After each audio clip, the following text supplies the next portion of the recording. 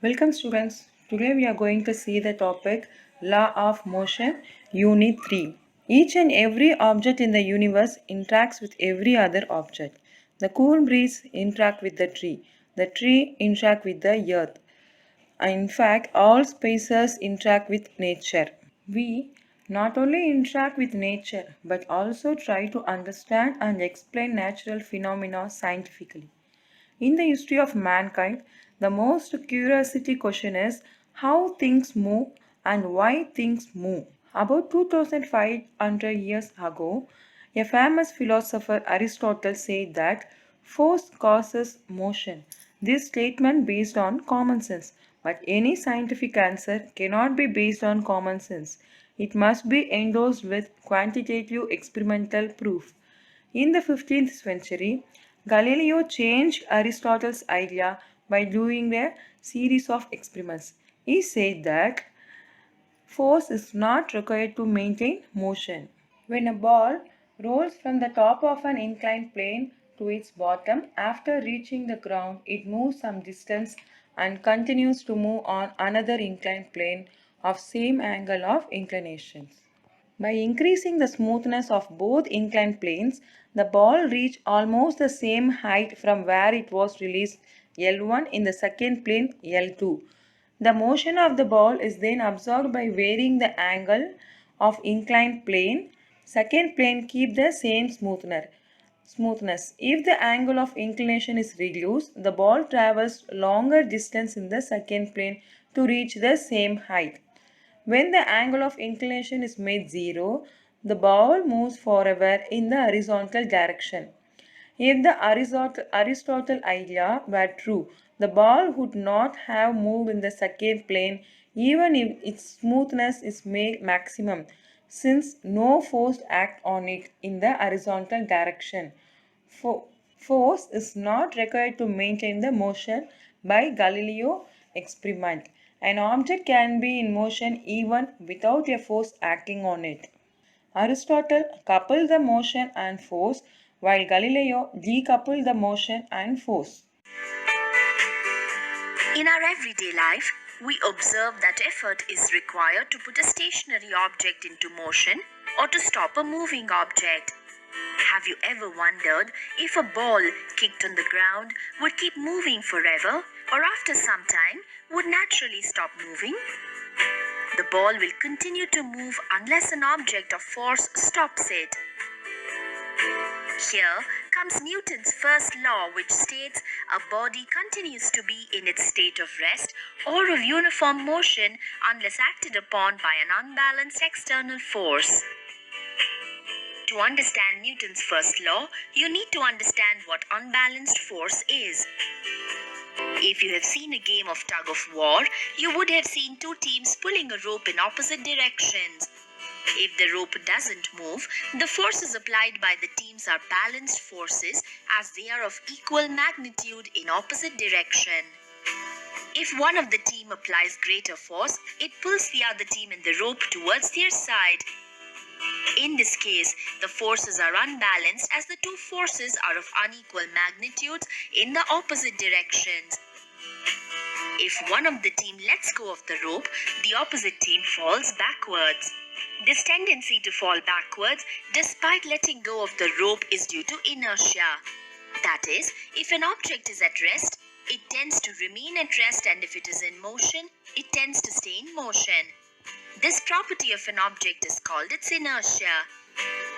Inertia can be classified into three categories: inertia of rest, inertia of direction, inertia of motion.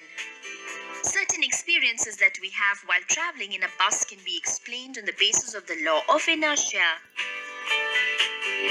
When a passenger is standing in a stationary bus that suddenly moves, the movement pushes the passenger backward. Why does this happen? This is due to the inertia of rest experienced by the passenger in the upper part of his body. The body is at rest when the bus is at rest. When the bus starts, all of a sudden, the lower part of the body is in contact with the vehicle that started moving, whereas the upper part of the body continues to be at rest because of the inertia of rest. Inertia of rest is the tendency of a body to resist any change in its state of rest. What happens when a fast-moving bus negotiates a right-hand curve on the road? The passengers will tilt to the left. Inertia of direction is the tendency of a body to oppose any change in the direction of its motion. With the application of sharp brakes, the bus stops all of a sudden and the passengers tend to fall forward. This is due to inertia of motion experienced by the upper part of the body. When the bus is moving, the whole body of the passenger is in a state of motion. A sudden halt caused by the lower part of the passenger's body that is in contact with the bus comes to rest. However, the upper portion of the body remains in the state of motion due to the inertia of motion causing the passenger to fall forward when the bus stops suddenly. Inertia of motion is a tendency of a body to resist a change in its state of uniform motion. Thus, Newton's first law is also called the law of inertia. Well, now this law should make sense. Do you understand why a ball on the ground after being kicked does not keep moving forever? The ball stops after some time due to the unbalanced external force applied by the ground in the opposite direction. Things to remember. Newton's first law of motion states that a body continues to be in its state of rest or of uniform motion unless acted upon by an unbalanced external force. Newton's second law. This law states that the force acting on an object is equal to the rate of change of its momentum. F is equal to dp by dt. The momentum of the object is defined as P is equal to mv. In simple, we can say whenever the momentum of the body changes, there must be a force acting on it. This equation conveys that if there is an acceleration A on the body, there must be a force acting on it. This implies that if there is a change in velocity, there must be a force acting on the body. The force and acceleration are always in the same direction. That means if you apply more force to an object, it accelerates at high rate. If you increase the mass of an object, we need a more force to move the object. So the force is directly proportional to mass and acceleration. The SI unit of force is measured in newtons and is denoted by symbol N. 1 Newton is defined as the force which acts on the 1 kilogram of mass to give an acceleration 1 meter per second square in the direction of the force. Aristotle and Newton's approach. Aristotle said external force need to be applied to move an object with constant velocity v. Here the net force is external force, but Newton said that there is a zero net force on the object when it moves with a constant velocity v. That means a frictional force is on the surface to stop the motion of the ball. Even when the external force is applied, the ball is moved on surface. Sometimes it will be stopped by the frictional force on the surface. So here the net force is equal to 0. Newton's third law. It states that for every action there is an equal and opposite reaction. That means force of first object is equal to minus force of second object. We can mention it as F12 is equal to minus F21. Whenever an object 1 exerts a force on the object 2, then object 2 must also exert equal and opposite force on the object 1. Here, action and reaction pair of force do not act on the same body but on two different bodies. Any one of the forces can be called as an action force and the other as the reaction force. These action-reaction forces are not cause and effect force. It means that when the object 1 exerts force on the object 2, that object 2 exerts equal and opposite force on the body 1 at the same instant. Here, the gun exerts a force on the bullet. The bullet also force an equal and opposite force on the gun in the opposite direction. The same the man from the boat to the surface and the rocket from the surface to the atmosphere. Like see the balloon, the action is air rushes the down and the reaction is balloon goes up. So this is the Newton's third law of motion. Now we are going to discuss the Newton's law and the basis of force and motion. The direction of the force and motion, here we are going to see some examples. Case 1. The force and motion in the same direction. When apple falls towards the earth, the direction of the motion and the force are downward. So here the force and motion are in the same direction. This is case 2 is an example for force and motion not in the same direction. The moon experiences a force towards the earth, but it actually moves in elliptical orbit. In this case, the direction of the force is different from the direction of motion. Case 3. Force and motion in opposite direction. If an object is thrown vertically upward, the direction of motion is upward, but gravitational force is downward. So here force and motion in opposite direction. Case 4. Zero net force, but there is in motion. When raindrop gets detached from the cloud, it experiences both downward gravitational force and upward air drag force. As it descends towards the earth, the upward air drag force increases, and after a certain time, the upward air drag force cancels the downward gravity. From then on, the raindrop moves at constant velocity till it touches the surface of the earth. Hence, the raindrop comes with zero net force.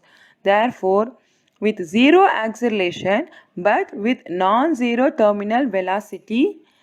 So here zero net force but there is a motion. In this case, if multiple forces act on the same body, then the total force is equivalent to the vectorial sum of the individual forces.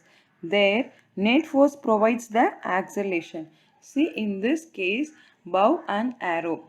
The bow gives the force F1, F2 and F net.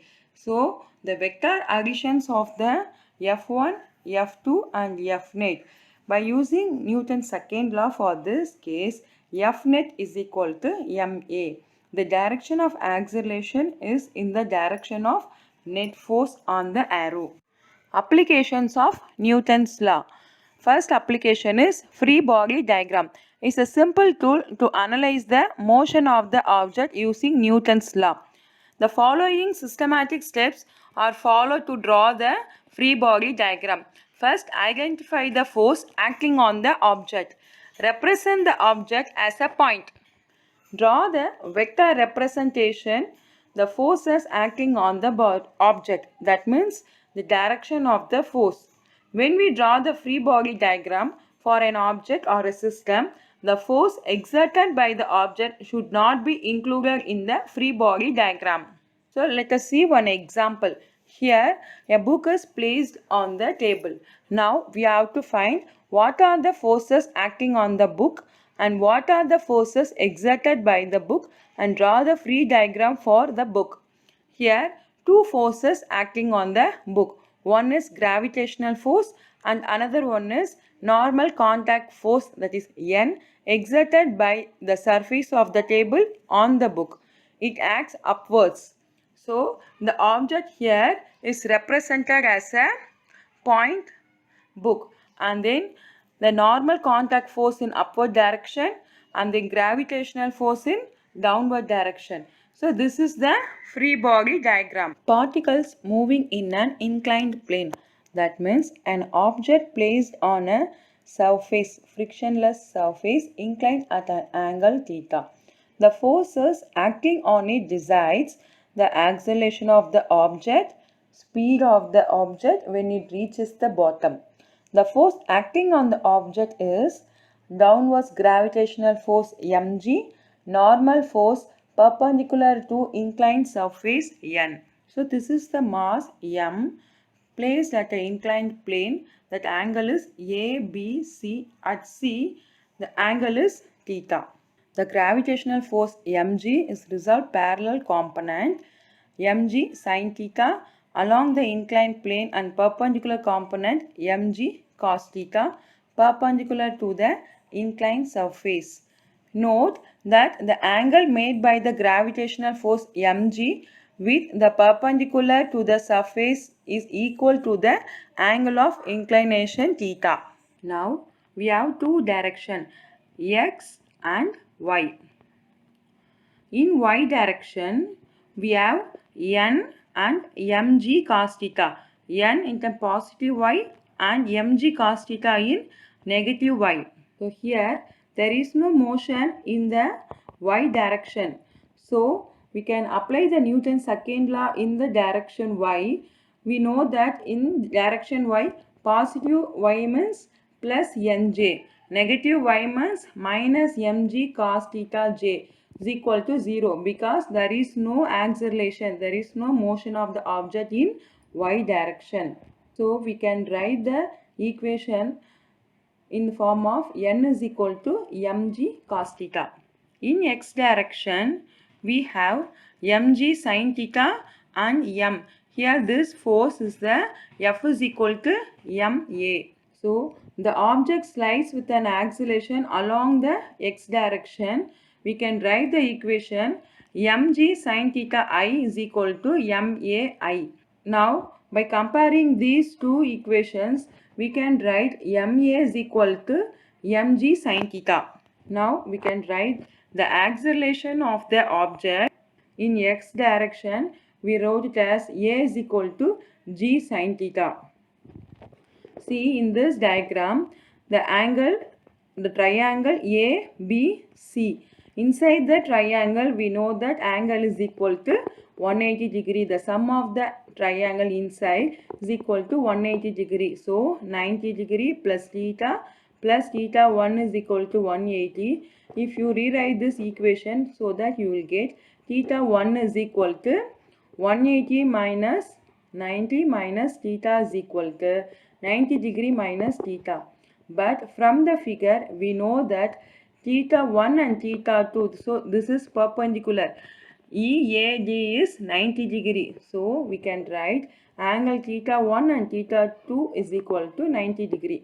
Since we know that theta 2 is equal to 90 degree minus theta 1.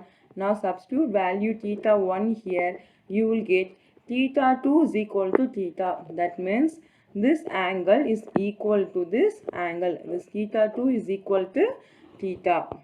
Note that the acceleration depends on the angle of inclination.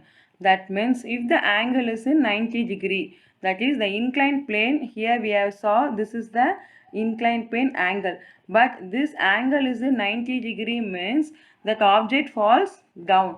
So the object acceleration A is equal to G.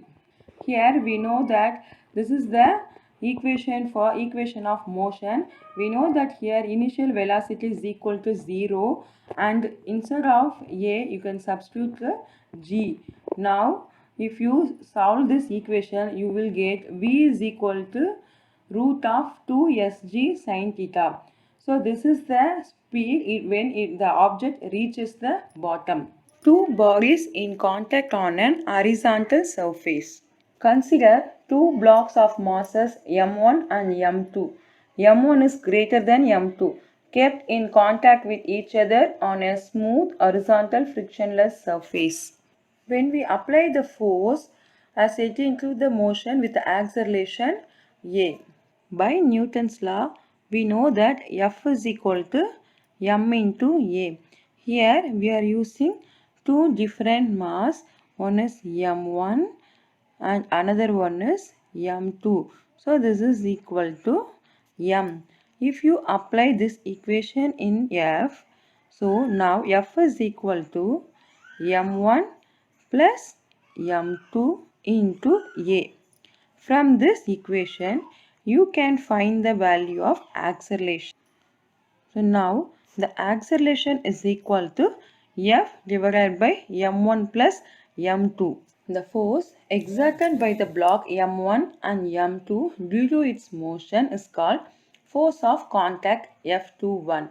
According to Newton's third law, the block M2 will exert an equal and opposite reaction force F12 on block M1. So, this is the free body diagram of block M1. Here we have the force contact force F12 and we apply the external force F and the mass M. For this is the free body diagram. This is the normal contact force and this one is gravitational force. We can write the equation by in this diagram everything in x direction so that we can write Fi minus F12 because this is in opposite direction in negative y direction. Sorry, negative x direction. So Fi minus F12I is equal to M1 acceleration in I direction. If we can find the value for F12 is equal to F minus M1A. By substituting the acceleration value F divided by M1 and M1 plus M2, if you simplify, you will get F12 is equal to F M2 divided by M1 plus M2.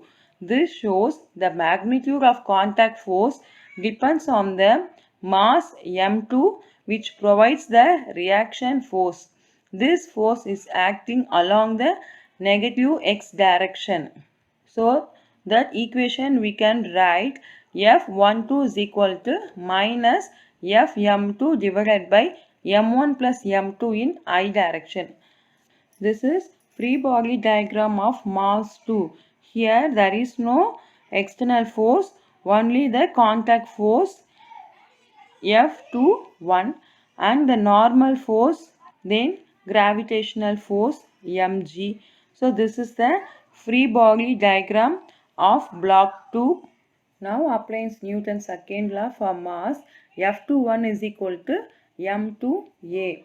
Now substitute the value of acceleration. You will get F21 is equal to Fm2 divided by m1 plus m2. In vector notation, the force acting on the mass m2 exerted by mass m1 is F21 is equal to Fm2 divided by m1 plus m2 in I direction.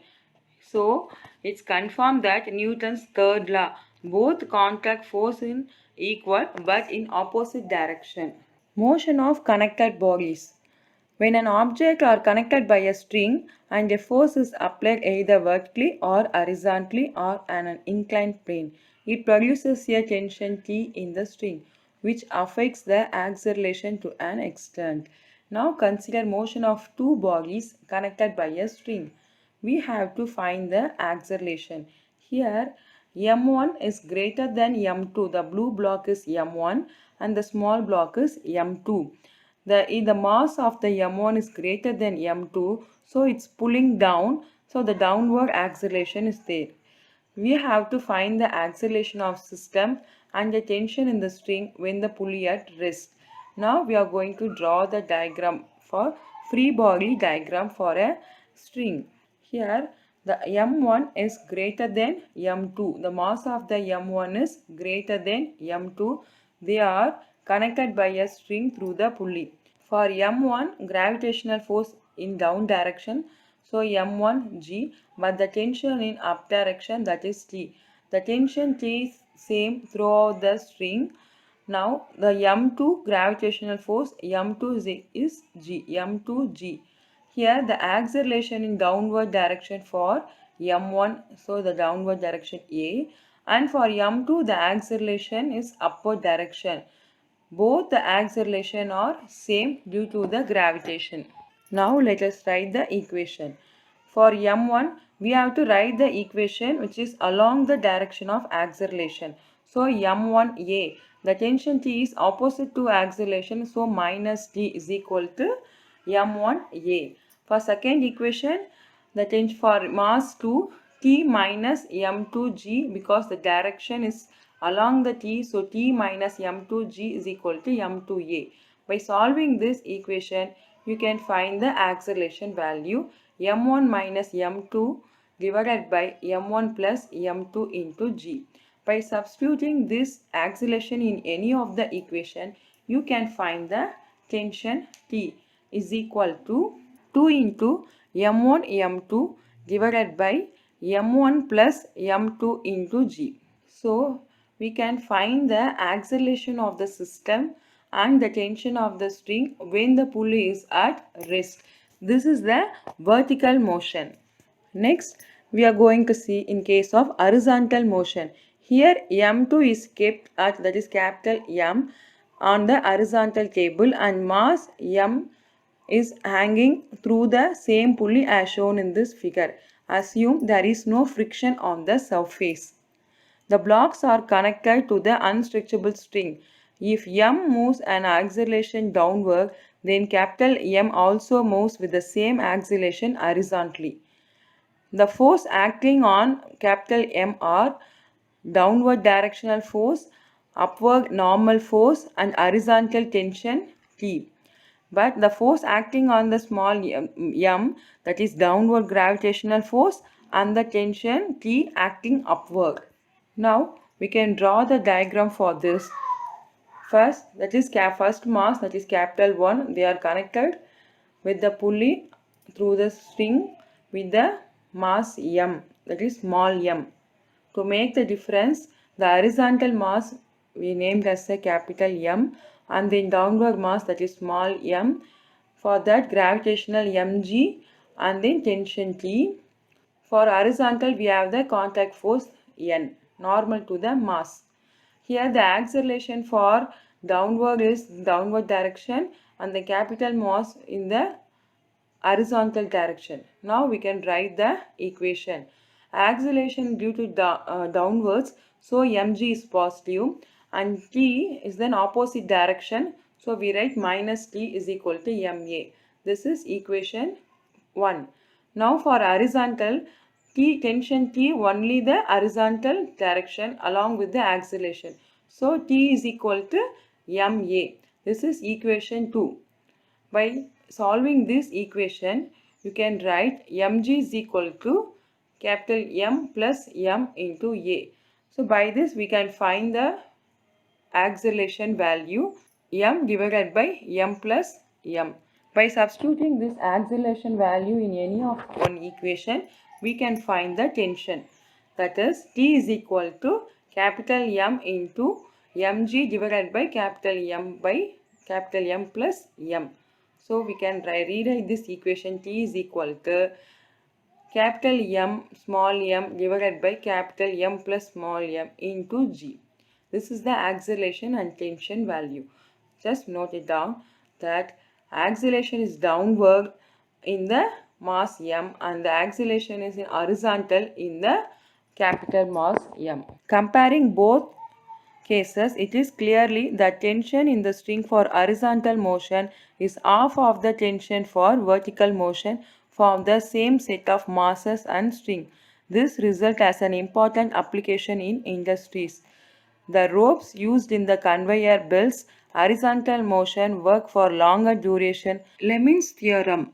If a system of three concurrent and coplanar forces is in equilibrium, then Lamins theorem states that the magnitude of each force of the system is proportional to the sine of the angle between the other two forces. Here we have three coplanar and three concurrent forces. F1, F2 and F3. To find F1, the opposite two forces angle alpha and sine, that is F1 is directly proportional to sine of alpha. Similarly, F2 is directly proportional to sine of beta and F3 is directly proportional to sine of gamma. Therefore, F1 F1 by sine alpha is equal to F2 by sine beta is equal to F3 by sine gamma. Lamins theorem is useful to analyze the forces acting on the object where or in static equilibrium. Law of conservation of total linear momentum in Unit 3 Law of motion. Conservation law play a very important role. The dynamics of motion of bodies can be analyzed very effectively using conservation laws. There are three conservation laws in mechanics: conservation of total energy, conservation of total linear momentum, and conservation of angular momentum.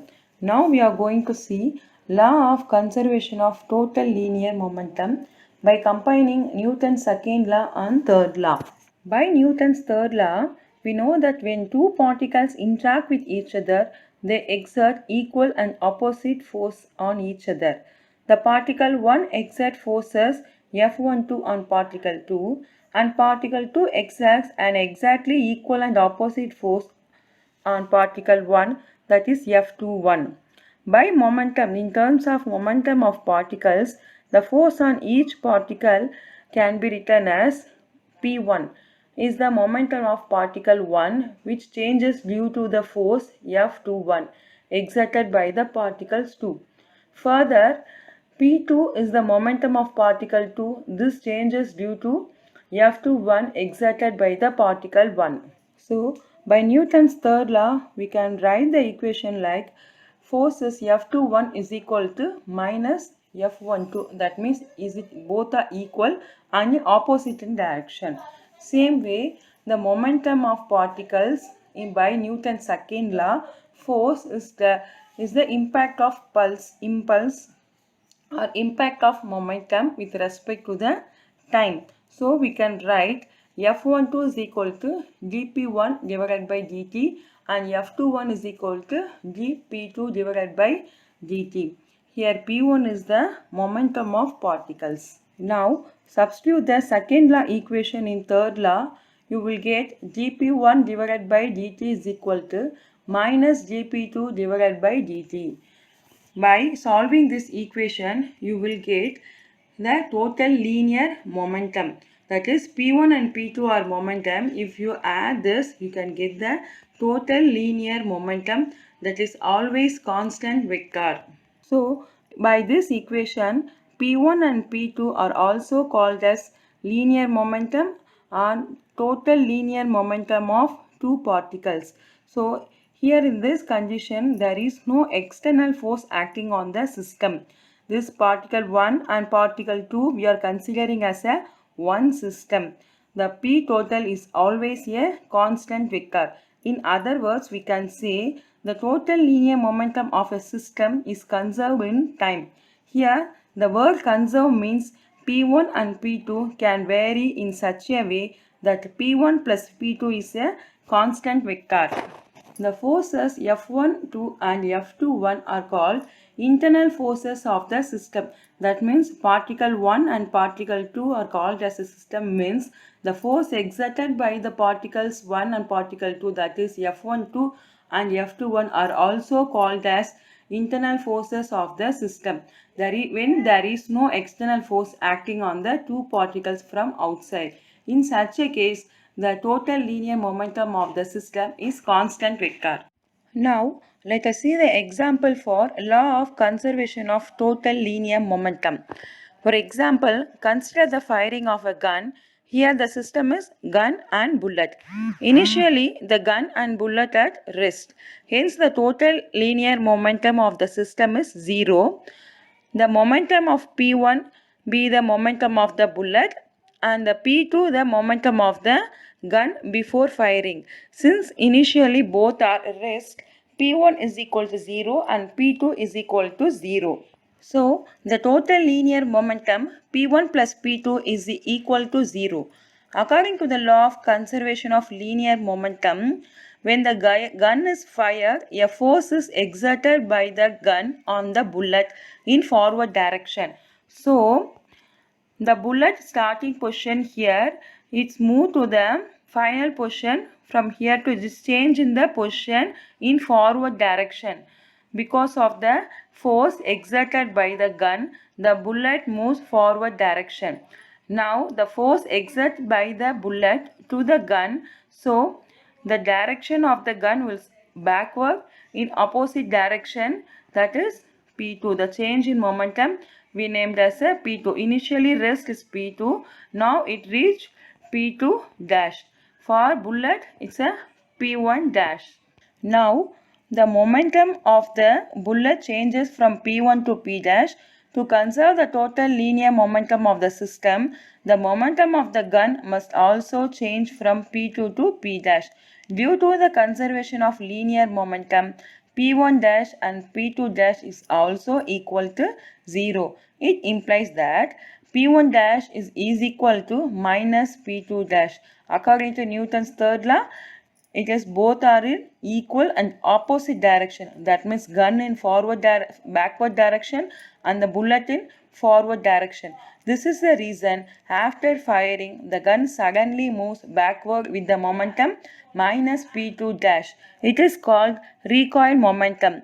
This is an example for conservation of total linear momentum.